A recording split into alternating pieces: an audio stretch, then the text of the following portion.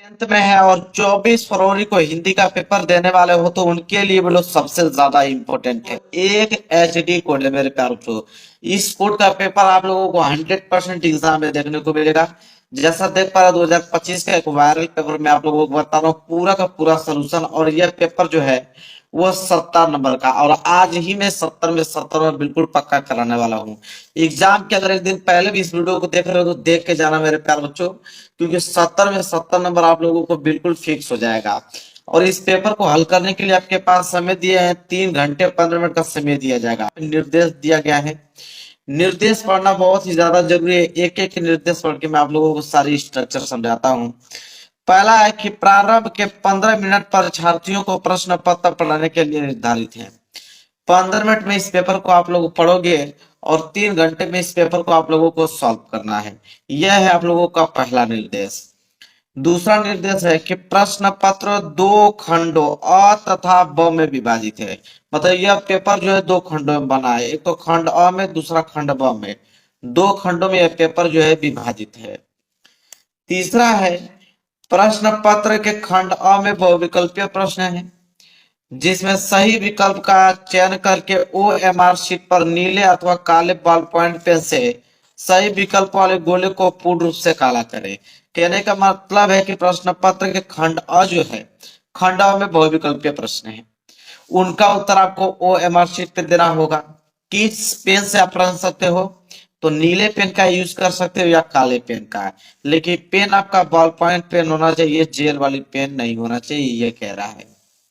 इसके बाद चौथा निर्देश, खंड अ में बहुविकल्पीय प्रश्न हेतु प्रत्येक प्रश्न के लिए 1 अंक निर्धारित है। खंड अ में आपके 20 ऑब्जेक्टिव क्वेश्चन पूछे जाएंगे और एक प्रश्न 1 नंबर के लिए होगा। मतलब 20 ऑब्जेक्टिव क्वेश्चन 20 नंबर के लिए पूछा जाएगा खंड अ में। इसके बाद बोला है प्रश्न पत्र के खंड अ के प्रश्न हेतु 1 घंटा तथा खंड ब के प्रश्नों को हल करने हेतु 2 घंटे का समय निर्धारित है। कहने का मतलब है कि खंडा में जो 20 ऑब्जेक्टिव क्वेश्चन है, 20 ऑब्जेक्टिव क्वेश्चन को हल करने के लिए 1 घंटे का समय दिया है। मेरे प्यारों, जो 5 मिनट के अंदर में सारे के सारे ऑब्जेक्टिव क्वेश्चन करके चले आओगे और पूरा का पूरा समय लगा देना आप लोग खंड ब में हल करने के लिए। अच्छे से राइटिंग बैठाना, हेडिंग वगैरह अच्छे से डाल के लिख लीजिएगा। इसके बाद है लास्ट निर्देश कि प्रत्येक प्रश्न के समूह उनके निर्धारित अंक दिए गए हैं। मतलब हर एक प्रश्न के आगे आपको बताया गया होगा कि वो प्रश्न 1 नंबर का है, कि 2 नंबर का है, कि 4 नंबर का है, कि 6 नंबर का है। तो जितना भी नंबर का होगा हर एक प्रश्न के आगे यहाँ पे लिखा हुआ मिलेगा। तो यह निर्देश था मेरे प्यार बच्चों। पेपर आप लोगों का स्टार्ट इधर से होता है। देखिए पेपर आप लोगों का स्टार्ट यहाँ से। सबसे पहले आया है खंड अ, और खंड अ में सबसे पहले बहुविकल्पीय प्रश्न, 20 बहुविकल्पीय प्रश्न, जिसमें से पहला प्रश्न देखिए बहुत ही ज्यादा आसान है। बोला है कि रक्षाबंधन नाटक के नाटककार हैं। तो रक्षाबंधन नाटक के जो नाटककार हैं, इन चारों ऑप्शन में से कौन है? और यह प्रश्न कितने नंबर के लिए आपके एग्जाम में पूछा गया? 1 नंबर के लिए यह प्रश्न है। तो इसका सही आंसर जो होगा वो हो जाएगा option number B, Hari Krishna Premi ji. कौन? हरि कृष्ण प्रेमी जी। पहले का बी जो है बिल्कुल करेक्ट आंसर हो जाएगा, भूलिएगा मत मेरे प्यारों। जो पहले का बी है, रक्षाबंधन नाटक के नाटककार हरि कृष्ण प्रेमी जी। दूसरा प्रश्न है कि रामधारी सिंह दिनकर की रचना है। यह प्रश्न भी 1 नंबर के लिए दिया गया है। मतलब 4 ऑप्शन दिया है, इसमें से बताना है कि रामधारी सिंह दिनकर की रचना इन 4 ऑप्शन में से कौन है। तो आप लोगों के रामधारी सिंह दिनकर की अगर हम बात करें तो संस्कृति के 4 अध्याय, ये बात आप लोग भी जानते हो। ये रचना तो बहुत मशहूर है रामधारी सिंह दिनकर की। संस्कृति के 4 अध्याय, पहला वाला ऑप्शन जो है बिल्कुल राइट आंसर हो जाएगा। रामधारी सिंह दिनकर की रचना कौन सी है? संस्कृति के 4 अध्याय। और ये प्रश्न 1 नंबर के लिए आपके एग्जाम में दिया गया। तीसरा प्रश्न की अगर हम बात करें, तीसरा है कि राम दरबारी रचना के उपन्यासकार हैं। तो राम दरबारी रचना के उपन्यासकार हैं। यह प्रश्न भी आपके एग्जाम में 1 नंबर के लिए दिया गया है और यहाँ पे 4 ऑप्शन है। इसका सही आंसर जो होगा वो ऑप्शन नंबर बी हो जाएगा। कौन? श्रीलाल शुक्ला जी।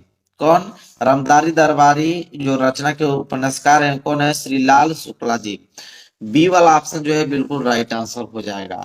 वहीं अगर हम बात करें क्वेश्चन नंबर 4 को लेकर, क्वेश्चन नंबर 4 है यहाँ पे कि शुक्ल युग का अन्य नाम कौन सा है, मतलब शुक्ल युग को और किस नाम से जाना जाता है, यह पूछा है प्रश्न। वेरी वेरी मोस्ट इंपोर्टेंट प्रश्न है मेरे प्यारे बच्चों।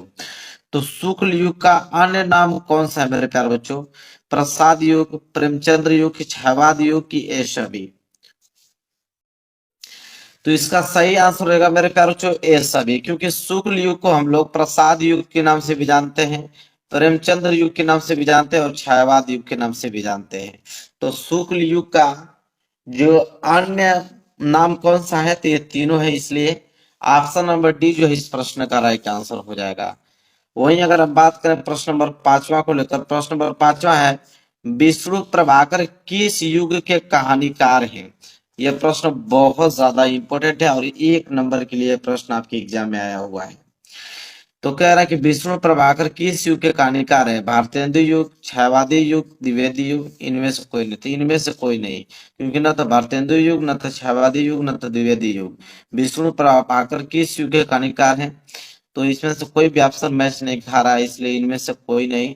डी वाला ऑप्शन जो है बिल्कुल राइट आंसर हो जाएगा। सही से याद कर लीजिए, क्योंकि 20 में 20 ऑब्जेक्टिव क्वेश्चन आप लोगों को बिल्कुल सही में सही करके आना, वो भी 5 मिनट के अंदर, क्योंकि पूरा का पूरा सोल्यूशन मैं आप लोगों को बता रहा हूँ। वहीं अगर हम बात करें क्वेश्चन नंबर 6 को लेकर, क्वेश्चन नंबर 6 है कि भाव विलास के रचनाकार हैं। यह प्रश्न भी आपके एग्जाम में 1 नंबर के लिए दिया गया है। तो भाव विलास के रचनाकार इन चारों ऑप्शनों में से कौन है मेरे प्यारे बच्चों? वह है आपके देव। कौन? देव। तो भाव विलास के रचनाकार कौन है? देव जी हैं। बी वाला ऑप्शन जो है बिल्कुल राइट आंसर हो जाएगा। चलिए प्रश्न नंबर 7वां देखते हैं। देखिए प्रश्न नंबर 7वां क्या है। प्रश्न नंबर 7वां है कि प्रयोगवादी काव्य की विशेषता है। ये प्रश्न भी 1 नंबर के लिए दिया गया है। यहाँ पे 4 विशेषता दिया गया है और इन चारों विशेषताओं से बताना है कि प्रयोगवादी काव्य की विशेषता इन चारों ऑप्शनों में से कौन है। तो मेरे प्यारो जो प्रयोगवादी के पूछा है तो हो जाएगा रूढ़ियों के प्रति विद्रोह। तो रूढ़ियों के प्रति विद्रोह जो है वो विशेषता है किसकी? प्रयोगवादी काव्य धारा की। तो 7वें का बी जो है बिल्कुल राइट आंसर हो जाएगा। आगे देखते हैं प्रश्न नंबर 8वां। चलिए देख लीजिए प्रश्न नंबर 8वां क्या है। प्रश्न नंबर 8वां है कि काव्य की प्रवृत्ति एवं रचना शैली के आधार पर रीतिकाल की कितनी धाराएं स्वीकार की गई है? तो काव्य की प्रकृति एवं रचना शैली के आधार पर रीतिकाल की कितनी धाराएं स्वीकार की गई है? प्रश्न भी आपके एग्जाम में 1 नंबर के लिए दिया गया है। तो कितनी धाराएं स्वीकार की गई हैं? तो टोटल धाराएं कितनी? 3। 3 धाराएं जो है स्वीकार की गई हैं और 8वें का सी जो है बिल्कुल राइट आंसर हो जाएगा। आगे अगर हम बात करें क्वेश्चन नंबर 9 को लेकर, कह रहा है कि जौहर काव्य के रचनाकार है और ये प्रश्न आपके एग्जाम में 1 नंबर के लिए दिया है। तो जौहर काव्य के जो रचनाकार हैं वो कौन है? तो है वो है आपके श्याम नारायण पांडे जी। ए वाला ऑप्शन। कौन? श्याम नारायण पांडे जी। ए वाला ऑप्शन जो है बिल्कुल राइट आंसर हो जाएगा क्वेश्चन नंबर 9 का ए। आगे अगर हम बढ़ते हैं प्रश्न नंबर 10वां देखेंगे। प्रश्न नंबर 10वां है कि चिदम्बरा के रचनाकार है। यह प्रश्न भी 1 नंबर के लिए दिया गया है। चिदम्बरा के रचनाकार इन चारों ऑप्शनों में से कौन है मेरे प्यारे बच्चों? सुमित्रानंद पंत जी। सी वाला ऑप्शन जो है बिल्कुल राइट आंसर हो जाएगा। कौन? सुमित्रानंद पंत। 10वें का सी। आगे अगर हम बढ़े प्रश्न नंबर 11 को देखें, कह रहा है कि पुनि पुनि मुनि उकसही अकुलाही, देखी दशा हरगन मुस्काही, उपयुक्त पंक्ति में कौन सा रस है? ये जो आपको पंक्ति अभी मैंने पढ़ के सुनाया 1 नंबर के लिए भी प्रश्न है। इस पंक्ति में किस रस का प्रयोग किया गया है ये पूछा है। तो इसमें जो है वो हास्य रस का प्रयोग किया गया है, इसलिए बी वाला जो है बिल्कुल राइट आंसर हो जाएगा। आगे अगर हम बढ़ेंगे प्रश्न नंबर 12 देखेंगे। आहुति सी गिर पड़ी चिता पर, चमक उठी ज्वाला से, उपयुक्त पंक्ति में कौन सा अलंकार है? अब ये जो मैंने पंक्ति अभी पढ़ा और इस पंक्ति में कौन सा अलंकार है यह पूछा है। यह प्रश्न भी आपके एग्जाम में कितने नंबर के लिए दिया गया है? 1 नंबर के लिए दिया गया है। तो इसमें उपमा अलंकार का प्रयोग किया गया है, इसलिए बी वाला ऑप्शन जो होगा बिल्कुल राइट आंसर हो जाएगा। प्रश्न नंबर 12 का बी। आगे अगर हम बढ़ेंगे प्रश्न नंबर 13 की तरफ, कह रहा है कि दोहा छंद का ठीक उल्टा छंद कौन सा होता है। तो दोहा छंद का ठीक उल्टा छंद कौन सा होता है, ये प्रश्न भी 1 नंबर के लिए एग्जाम में दिया गया है। तो दोहा छंद का ठीक उल्टा छंद कौन सा होता है, दोहा का उल्टा क्या हो जाएगा, सोरठा। इसलिए सी वाला जो है बिल्कुल राइट आंसर हो जाएगा, सोरठा। 13 का सी जो है बिल्कुल करेक्ट आंसर होगा। वहीं अगर हम बात करें क्वेश्चन नंबर 14 को लेकर, अनुरूप शब्द में प्रयुक्त उपसर्ग है, और ये प्रश्न भी आपके एग्जाम में 1 नंबर के लिए दिया गया है। तो अनुरूप को अगर हम यहाँ पे तोड़े तो ये हो जाएगा अनुधन रूप के रूप में, इसको हम लोग क्या करेंगे, तोड़ देंगे। तो उपसर्ग का मतलब कि जो आगे जोड़कर उस वाक्य को परिपूर्ण करे, ठीक है। तो यहाँ पे अनु जो है वो उपसर्ग का लाएगा, अनु का मतलब सी वाला ऑप्शन जो है बिल्कुल राइट आंसर हो जाएगा, क्वेश्चन नंबर 14 का सी। और ये प्रश्न भी 1 नंबर के लिए एग्जाम में था आपके। आगे बढ़ेंगे, अगला प्रश्न देखेंगे, प्रश्न नंबर 15। देख लीजिए प्रश्न नंबर 15 क्या है मेरे प्यारे बच्चों, कि राम कृष्ण में कौन सा समास है, और ये प्रश्न आपके एग्जाम में 1 नंबर के लिए दिया गया है। तो राम कृष्ण में कौन सा समास है मेरे प्यारे बच्चों, तो ये द्वंद्व समास होगा। मैंने आप लोगों को बताया था कि जब योजक चिन्ह आ जाए तो समझ लीजिए कि आंख बंद करके द्वंद्व समास पे लगा दीजिए, जैसे राम और ये आपका योजक चिन्ह है, इसका मतलब अर्थ होता है और। अगर इसका हम संधि विच्छेद करेंगे, समास विग्रह करेंगे, तो राम और कृष्ण हो जाएगा। तो जब भी और या योजक चिन्ह प्रयोग आए तो द्वंद्व समास होता है। बी वाला ऑप्शन जो है बिल्कुल राइट आंसर हो जाएगा। क्वेश्चन नंबर 16 देखिए, कह रहा है कि वायु समीर बयार पर्याय है, ठीक है, मतलब पर्यायवाची पूछा है, ठीक है। पर्याय का मतलब होता है पर्यायवाची शब्द। तो वायु समीर बयार, ये पर्याय किनकी है मेरे प्यारे बच्चों, तो ये जो होगा वो हवा का है। किसका, क्योंकि वायु मतलब क्या होता है, हवा। तो ऐसे ही आप लोग हिंट से पकड़ सकते हो। तो हवा के ये सब क्या है, पर्यायवाची शब्द है, वायु समीर बयार। और ये प्रश्न भी 1 नंबर के लिए दिया गया है। आगे बढ़ेंगे, अगला प्रश्न देखेंगे, प्रश्न नंबर 17। कह रहा है कि तस्मे शब्द में विभक्ति एवं वचन है, जो तस्मे है वह किस विभक्ति और कौन सा वचन का रूप है, तस्मे, ठीक है। तो ये जो मेरे प्यारे बच्चों, तस्मे जो है वो चतुर्थी विभक्ति है और एक वचन का रूप है, इसलिए पहला वाला ऑप्शन जो है बिल्कुल राइट आंसर हो जाएगा। आगे बात करेंगे प्रश्न नंबर 18 को लेकर, संदेह पूर्ण कथन को कहते हैं, ये प्रश्न आपके एग्जाम में 1 नंबर के लिए दिया गया है। तो संदेह पूर्ण कथन कहते हैं, किसको कहते हैं मेरे प्यारे बच्चों, तो संदेहात्मक वाक्य को कहते हैं। इसलिए आप लोगों के क्या हो जाएगा, संदेहात्मक वाक्य मतलब सी वाला ऑप्शन जो है बिल्कुल राइट आंसर हो जाएगा। संदेहपूर्ण कथन कहते हैं किसको, संदेहात्मक वाक्य को।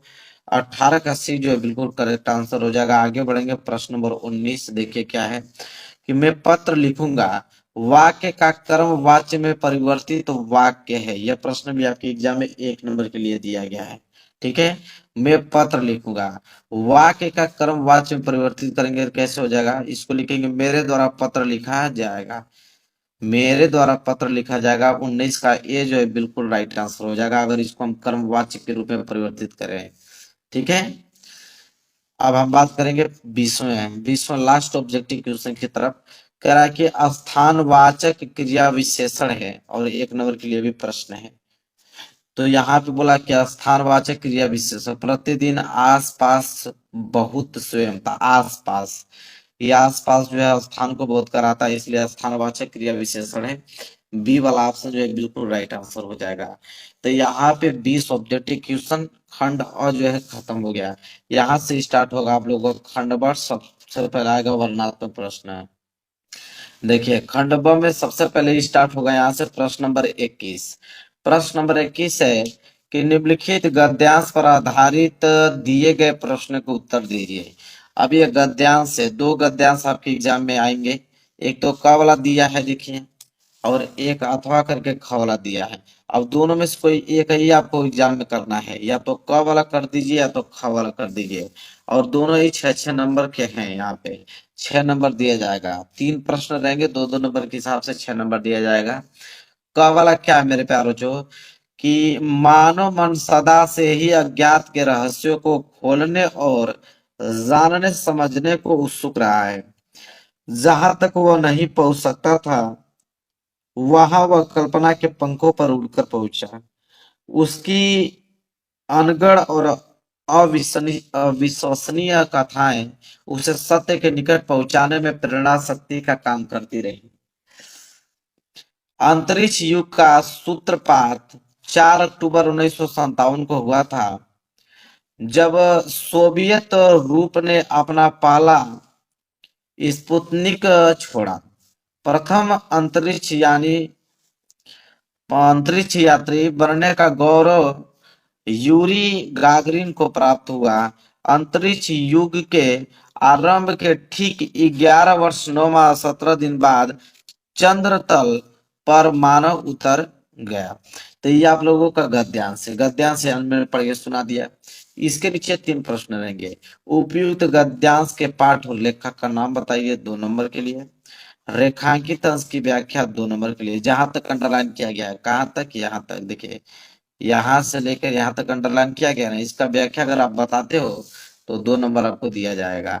इसके बाद प्रथम अंतरिक्ष यात्री कौन थे, इनका जवाब आप दोगे तो 2 नंबर। तो यहाँ पे 3 प्रश्न है, 2 नंबर के हिसाब से आप लोगों को 6 नंबर दे दिया जाएगा। हाँ, अगर क वाला नहीं है, जो मैंने बताया क वाला नहीं करना चाहते हो, नहीं याद हो पा रहा आपको, तो कोई दिक्कत नहीं है, ख वाला याद कर सकते हो अगर ये आपको आसान लग रहा है तो। क्योंकि दोनों में से कोई एक ही करना है। ख वाला है कि हिंदी में प्रगतिशील साहित्य का निर्माण हो रहा है।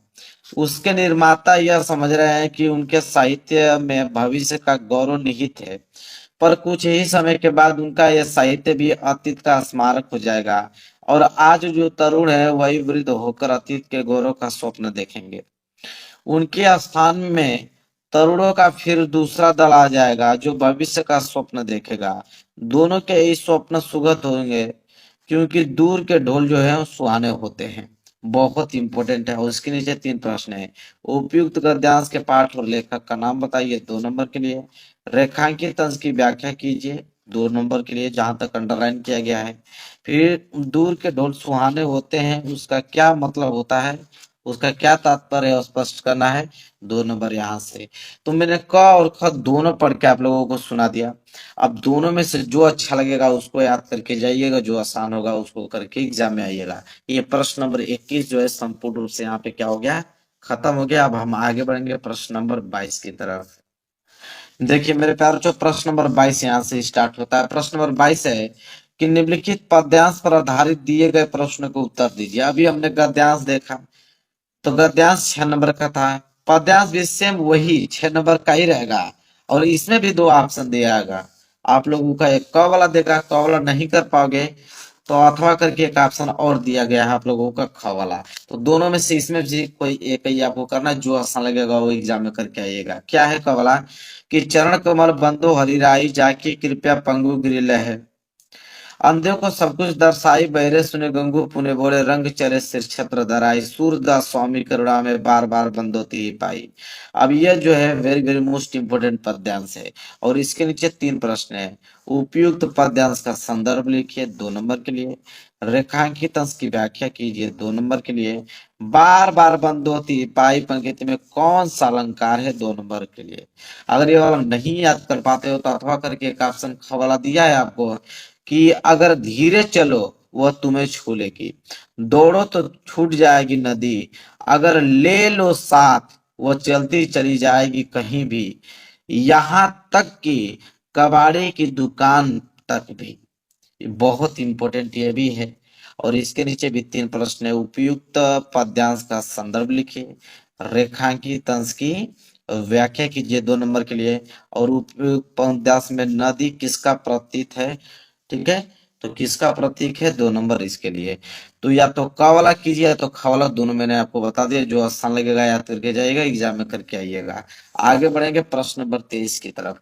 प्रश्न नंबर 23 है कि निम्नलिखित संस्कृत गद्यांश का संदर्भ सहित हिंदी में अनुवाद कीजिए। और ये एग्जाम में आपकी कितने नंबर के लिए आता है, 5 नंबर के लिए आता है। यह संस्कृत का मेरे प्यारे बच्चों क्या है, गद्यांश है, और हिंदी में अनुवाद करना होता है इसका संदर्भ सहित। तो क वाला देखिए मेरे प्यारे बच्चों, क वाला यहां से लेके यहाँ तक इसको नोट कर लीजिए। इसका आप चाहोगे तो संदर्भ से हिंदी में बात कर सकते हो। ये अगर आपको भारी लग रहा है, नहीं याद कर पा रहे हो, याद करने में दिक्कत हो रही है, कोई दिक्कत नहीं, एक ऑप्शन और आपको ख वाला दिया है अथवा करके। देखिए अथवा करके मेरे प्यारे बच्चों यहाँ पे ख वाला दिया है। मैं यहाँ पे इसको घेर देता हूँ ताकि आप इसको अच्छे से देख पाओ। ये वाला है। यहाँ तक कि इसका संदर्भ से हिंदी में अनुवाद कर लो। या तो क वाला करो या तो ख वाला, दोनों ही 5 नंबर के हैं। 5 नंबर आपको दे दिए जाएंगे अगर करते हो सही सही। आगे देखिए प्रश्न नंबर 24। प्रश्न नंबर 24 से मेरे प्यारे बच्चों कि दिए गए संस्कृत पद्यांश का संदर्भ सहित हिंदी में अनुवाद कीजिए। अभी हमने संस्कृत का गद्यांश देखा है। अब ये संस्कृत का पद्यांश आ गया। संस्कृत का पद्यांश कहिए या उसको श्लोक कहिए, दोनों एक ही है। ये भी सेम 5 नंबर का ही होता है। इसमें भी दो ऑप्शन होते हैं। देखिए एक क वाला दिया है। क वाला मन कर रहा है तो क वाला कीजिए। नहीं क वाला आ रहा है, याद करने में दिक्कत हो रहा है तो ख वाला कर लीजिए। तो दोनों में से कोई तो एक तो याद करना ही पड़ेगा और दोनों में से कोई एक आपको करना ही पड़ेगा, तभी तो 5 नंबर मिलेगा। तो क और ख दोनों मैंने बता दिया। क और ख दो में से कोई एक आप कर सकते हो। क्लियर है मेरे प्यारे बच्चों? चलिए आगे बढ़ते हैं। अगला देखिए प्रश्न नंबर 25। प्रश्न नंबर 25 है कि अपने पठित खंड काव्य के आधार पर दिए गए प्रश्नों में से किसी एक प्रश्न का उत्तर दीजिए और ये प्रश्न 3 नंबर के लिए। यह खंड काव्य है। मैंने हमेशा से बता रखा हूँ आप लोगों को कि खंड काव्य जिला वाइज आता है। जो आपके जिला में पूछा जाएगा वही आपको करना होगा। उसके अलावा कोई दूसरा करोगे तो 1 नंबर भी नहीं मिलने वाला है। तो जो आपके डिस्ट्रिक्ट में पूछा जाएगा वही करना है। क्वेश्चंस बैंक में जाके देख लीजिए। जो आपके डिस्ट्रिक्ट में पूछा जाएगा वही करना है। वैसे तो बहुत सारे खंड काव्य होते हैं। मुक्ति दूत यहाँ पे देख पा रहे हो, ज्योति जवाहर देख पा रहे हो, यहाँ पे मेवाड़ मुकुट है। इसके बाद यहाँ पे अग्र पूजा है। अग्र पूजा के बाद जय सुभाष है। फिर आपका यहाँ पे मातृभूमि है। फिर मातृभूमि बाद कर्ण दिया गया है। कर्ण के बाद कर्मवीर खंड काव्य दिया गया है। इसके बाद तुमुल। इतने सारे हैं। लेकिन आपके डिस्ट्रिक्ट में जो पूछा जाएगा वही आपको करना है। ये नहीं कि कोई भी लिख दोगे, कोई भी लिख दोगे तो नंबर काट लिया जाएगा। इसके बाद आता है प्रश्न नंबर 26। उसमें भी 26 का क। 26 का क है कि दिए गए लेखकों में से किसी एक लेखक का जीवन परिचय देते हुए उनके प्रमुख रचना का उल्लेख कीजिए। 5 नंबर के लिए जीवन परिचय आता है मेरे प्यारे बच्चों। और जीवन परिचय हर एक विद्यार्थी को इस समय तो याद ही होगा। 3 नंबर जीवन परिचय पे और 2 नंबर रचना पे, इसलिए रचना बहुत ज्यादा इंपॉर्टेंट है। और यहाँ पे ऑप्शन 3 दिया हुआ है आपको। या तो पद्मलाल पुनालाल बख्शी जी का जीवन परिचय लिख दीजिए, या तो रामधारी सिंह दिनकर जी का लिख दीजिए, या डॉक्टर राजेंद्र प्रसाद। 3 लोगों का दिया है। तीनों लोगों में से किसी एक लोग का ही जीवन परिचय लिखना। अभी रचना सहित 5 नंबर आपको दे दिए जाएंगे। यह है आप लोगों का 26 का क। तो हर एक विद्यार्थी को याद होगा जीवन परिचय।